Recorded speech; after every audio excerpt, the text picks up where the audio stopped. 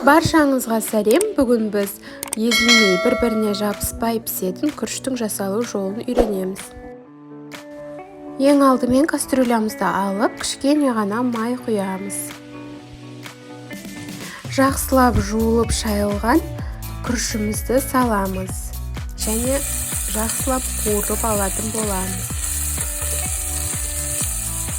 3-4 минутқа қуырып аламыз да үстінен бетіне дейін жеткізіп су құямыз. Одан кейін бетін тегістеп қоямыз. Қақпағын жауып 15-20 минутқа бұқтырып қоямыз.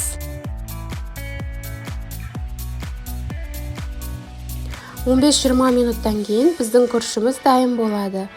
Дайын болған күрішіміз ешқандай да бір-біріне жабыспайды және езілмейтін болып піседі. Кез келген подливпен гарнир ретінде ұсынсаңыз болады.